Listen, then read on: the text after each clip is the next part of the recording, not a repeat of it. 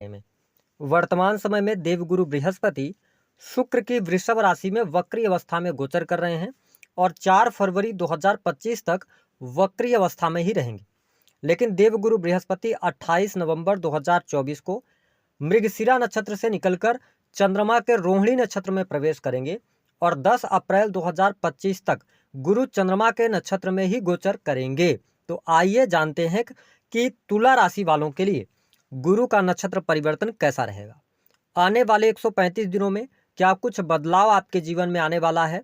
देखिए, हमारे ज्योतिष शास्त्र में गुरु बहुत ही शुभ ग्रह माने जाते हैं। गुरु ज्ञान, धर्म, शिक्षा, संतान सुख, वैवाहिक जीवन का सुख, भाग्य, किस्मत, धन वृद्धि के कारक ग्रह हैं। वही जब हम चंद्रमा की बात करते हैं तो चंद्रमा को मन, शीतलता, क्रिएटिविटी, इमोशंस, ममता, सुंदरता, इन सभी चीजों का कारकत्व प्राप्त है। और जब भी जन्म कुंडली में गुरु और चंद्र की युति होती है तो इस युति को बहुत ही शुभ युति के रूप में देखा जाता है। जब हम बात करते हैं रोहिणी नक्षत्र की, तो रोहिणी नक्षत्र के अंदर दया, करुणा, रचनात्मकता, सुंदरता, भौतिक सुख, फैशन, कला, इन सभी चीजों का समावेश होता है। तो तुला राशि वालों, आइए जानते हैं कि आपके लिए गुरु का नक्षत्र परिवर्तन कैसा रहेगा। उससे पहले यदि आपने चैनल को अभी तक सब्सक्राइब नहीं किया है तो चैनल को सब्सक्राइब कर लीजिएगा, नोटिफिकेशन बेल को भी ऑन कर लीजिएगा।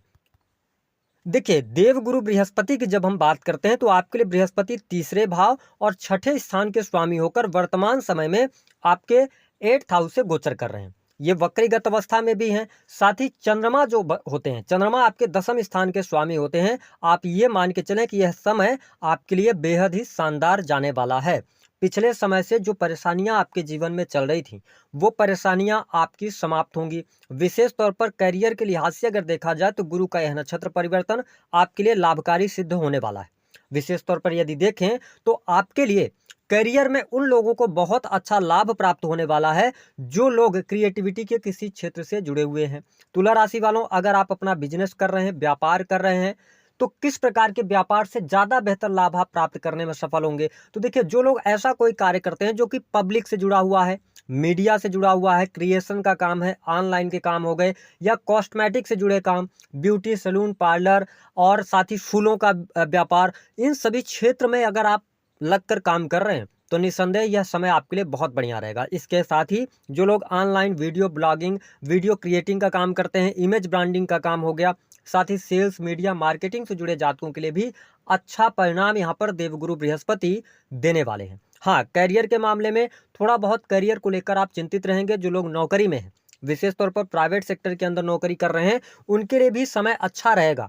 नौकरी में आपको लाभ मिलेगा, लेकिन प्रॉब्लम ये आपके साथ में रहेगी कि अगर आप जितना ज़्यादा लोगों से अपने आप को दूर रखेंगे ना, उतना ज़्यादा आपको चुनौतियां आएंगी। इसलिए यह समय ऐसा रहेगा कि सबको साथ लेकर चलने की आवश्यकता रहेगी। अगर आप प्राइवेट सेक्टर के अंदर वर्क कर रहे हैं तो आपके लिए फरवरी 2025 के बाद प्रमोशन का योग बनेगा। जिन लोगों के पास में नौकरी नहीं है, आप यकीनन आने वाले समय में नई नौकरी प्राप्त करने में सफल होंगे। आपके द्वारा किए गए कार्यों की प्रशंसा भी आपको अवश्य प्राप्त होने जा रही है। साथ ही देखें कि जो लोग अपने बिजनेस को, अपने कार्य क्षेत्र को विदेश से जोड़ना चाहते हैं, उनके लिए भी समय बहुत अच्छा रहेगा, क्योंकि देवगुरु बृहस्पति जब अष्टम भाव से गोचर कर रहे हैं तो आपके ये 12th हाउस को पंचम दृष्टि से देखेंगे। इसका मतलब यह है कि अगर आप विदेश से जुड़े हुए हैं, विदेश से इंपोर्ट एक्सपोर्ट का काम करते हैं, ठीक है, किसी भी प्रकार से आप हॉस्पिटल से जुड़े हुए हैं, डिफेंस के सेक्टर से जुड़े हैं, तो कहीं ना कहीं से देवगुरु बृहस्पति के आशीर्वाद से आपके जीवन में वृद्धि के संकेत दिखाई देते हैं। साथ ही इस समय अवधि के दौरान जब देवगुरु बृहस्पति रोहिणी नक्षत्र में जा रहे हैं तो आप यकीनन भोग विलास पर बहुत ज्यादा पैसा खर्च करने वाले हैं। भौतिक सुख सुविधाओं में वृद्धि होगी। साथ ही आप नया मकान, वाहन आदि का सुख प्राप्त करने में सफल होंगे। अगर काफी लंबे समय से आप भूमि से संबंधित कार्य, वाहन से संबंधित कार्य करना चाह रहे थे तो कहीं ना कहीं से आपके मन की इच्छा इस टाइम फ्रेम के दौरान पूर्ण होगी। इसके साथ जो लोग ऑलरेडी तुला राशि वाले जातक विदेश में रह रहे हैं उनके लिए अच्छा टाइम रहेगा, लेकिन यहाँ पर थोड़ा सा ये ध्यान रखना होगा कि अपने इमोशंस पर कंट्रोल आपको करना पड़ेगा। वैसे भी आप तुला लग्न या तुला राशि के जातक या जातिका हैं तो आप लोग बहुत ही ज़्यादा संतुलित होकर अपने जीवन में चलते हैं। यद्यपि मेरा एक्सपीरियंस ये रहा है कि यहाँ पर देखिए, जब चंद्रमा के नक्षत्र में देवगुरु बृहस्पति जा रहे हैं तो कहीं ना कहीं से जो आपका मन है ना वो डाइवर्ट हो सकता है। हालांकि बहुत ज़्यादा रोमांटिक फील अपने आप को आप फील करने वाले हैं, साथ ही नए लोगों से जुड़ने का मौका मिलेगा। रिश्तों में आपके सुधार आता हुआ नजर आएगा, आपकी वाणी अच्छी रहने वाली है, लेकिन यहाँ पर मैरिटल लाइफ पर थोड़ा सा ध्यान देना होगा। वैसे भी तुला लग्न या तुला राशि वालों के ज्यादातर मैंने देखा है कि अगर ये मैरिटल लाइफ में भी है तो कई बार एक्स्ट्रा मैरिटल अफेयर में भी चले जाते हैं, तो इस पे थोड़ा सा ध्यान देने की आवश्यकता है। यह समय भावुकता में आकर लिया गया निर्णय कहीं ना कहीं से आपको नुकसान दे सकता है। दाम्पत्य जीवन पर थोड़ा सा ध्यान रखना पड़ेगा, क्योंकि शनि की दृष्टि भी आपके 7th हाउस पे, हालांकि देवगुरु बृहस्पति वक्री हो गए हैं तो कहीं ना कहीं से 7th हाउस का रिजल्ट देंगे, तो चीजें थोड़ा सा आप मैनेज कर ले जाएंगे।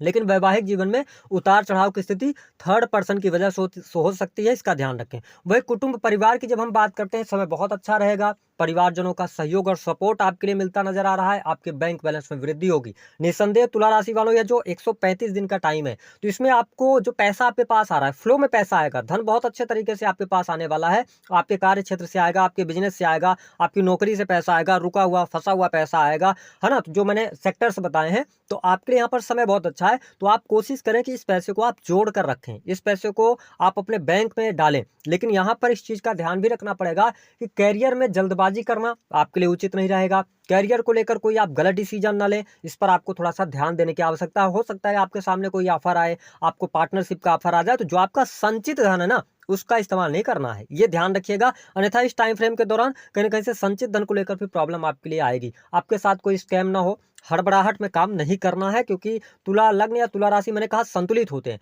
लेकिन जब चंद्रमा के नक्षत्र में देवगुरु बृहस्पति जा रहे हैं, और देखिए ये थर्ड हाउस जो होता है आपके साहस पराक्रम का होता है, और 6th हाउस जो होता है रोग ऋण शत्रु का होता है। तो इन दोनों भावों के स्वामी होकर जब देवगुरु बृहस्पति अष्टम में है, तो थोड़ा सहजता के साथ आप आगे बढ़िएगा। बाकी माता जी के साथ में संबंध आपके अच्छे हो रहे हैं, पुराने मित्रों से आपकी मुलाकात हो सकती है, भूमि भवन वाहन से संबंधित कार्य आपके संपन्न होंगे, आपको लाभ मिलेगा। जो लोग अपना होटल रेस्टोरेंट इंटीरियर डिजाइनिंग का काम करते हैं अथवा शोरूम्स वगैरह चला रहे हैं, उनके लिए अच्छा टाइम फ्रेम यह रहने वाला है। जब हम बात करते हैं प्रेम संबंधों की, तो प्रेम संबंध के मामलों के लिहाज से भी समय बहुत ही शानदार रहेगा।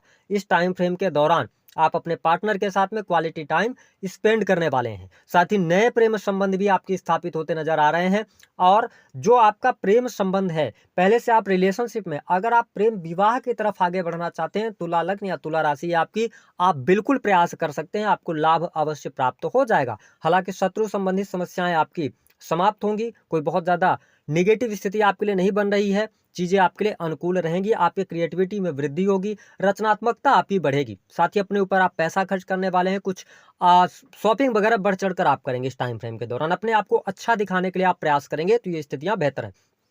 बात कर लेते हैं कि 3 जो महत्वपूर्ण बातें, जो 3 गलतियां आपको भूलकर भी नहीं करनी है। पहली बात कि तुला राशि वालों, आप देखेंगे कि इस टाइम फ्रेम के दौरान आपके जीवन में ऐसी भी सिचुएशन आ सकती है जब आप कहीं से लोन लेना चाहेंगे या किसी बड़ी संस्था से, ऑर्गेनाइजेशन से आप जुड़ना चाहेंगे। ठीक है, तो कोशिश ये करें कि अगर आप जुड़ने जा रहे हैं या लोन ले रहे हैं, तो बहुत सोच समझ कर लीजिएगा। अगर आपने इस टाइम फ्रेम के दौरान ये गलती करी, क्योंकि सैटर्न का गोचर पंचम से हो रहा है और गुरु बहुत अच्छी कंडीशन में आपके लिए नहीं है, इसलिए अभी आप अवॉइड कर दीजिएगा, अन्यथा ये लोन आपको आगे चल के बड़ी परेशानी देने वाला है। दूसरी स्थिति क्या है कि आपको ना छोटी छोटी बात को दिल पर लगाने से बचना, छोटी छोटी बातों पर गुस्सा नहीं करना है आपको, क्योंकि अगर आप गुस्से में कोई निर्णय लेंगे कोई, तो आप गुस्से में, तो इस टाइम पे आप एग्रेशन में हैं, तो आपको लगेगा आप सही है, लेकिन उसके गुस्सा उतरने के बाद आपको लगेगा आपने बहुत बड़ी मिस्टेक कर दी, आपने बहुत बड़ा अपना नुकसान कर लिया है। तो गुस्से पर आपको कंट्रोल रखने की आवश्यकता रहेगी। और थोड़ा सा तीसरा कि अपने आप को थोड़ा डिप्लोमेसी से जोड़ने की आवश्यकता रहेगी। ठीक है, जो भी आप कार्य करें, है ना, तो थोड़ा सा उसके अंदर कुछ ना कुछ क्रिएटिविटी लेकर आएं। डिसीजंस आपके डिले हो सकते हैं, लेकिन हठी और जिद्दी स्वभाव को आपको थोड़ा सा साइड करना पड़ेगा तुला राशि वालों। तो अगर आप इन सभी चीजों पर ध्यान रख पाते हैं, तो आपके लिए बहुत ही अच्छा रहेगा। थोड़ा सा अपने व्यक्तित्व में परिवर्तन करेंगे, तो आपके लिए यह जो गोचर है अच्छा जाएगा। आपके लिए धन लाभ के लिहाज से अच्छा है, आपके करियर वाइज अच्छा है, नौकरी वाइज अच्छा है, पढ़ाई लिखाई वाइज अच्छा है, चीजें आपके लिए बेहतर हैं। हाँ, लोगों से आपको जुड़ना पड़ेगा। उपाय क्या करना है? तुला लग्न या तुला राशि के आप हैं, शुक्र को मजबूत करके रखिए। शुक्र को मजबूत करने के लिए क्या करना पड़ेगा आपको? स्त्रियों का सम्मान कीजिए, साफ सुथरे कपड़े पहनिए, अपने रहन सहन को व्यवस्थित कर लीजिए, ब्रांडेड शूज पहनिए। इसके अतिरिक्त चंद्रमा के भी आप उपाय अगर करते हैं, तो करियर में कोई दिक्कत आ रही है, तो चंद्रमा का उपाय ये रहेगा कि आप जैसे ही देवगुरु बृहस्पति 28 नवंबर के बाद नक्षत्र परिवर्तन करते हैं, आप किसी भी सोमवार के दिन आप थोड़ी सी दही ले लीजिएगा, उसमें थोड़ी सी मिश्री मिला के, और ले जाके जहां पर भी शिवलिंग हो, शिव जी का कोई मंदिर हो वहाँ पे शिवलिंग रखा हो, आप ले जाकर उस दही का जो लेप है ना अपने हाथों से शिवलिंग पर लगाइएगा। उसके बाद 1 लोटा जल लेकर और उस शिवलिंग को धुल दीजिएगा और ईश्वर से प्रार्थना कीजिएगा कि आपके जीवन में जो समस्या है वह दूर हो। करके देखिए, मज़ा आ जाएगा आपको, आपके जीवन में जो ब्लॉकेज हैं वह भी दूर होंगे। तो दी गई जानकारी पसंद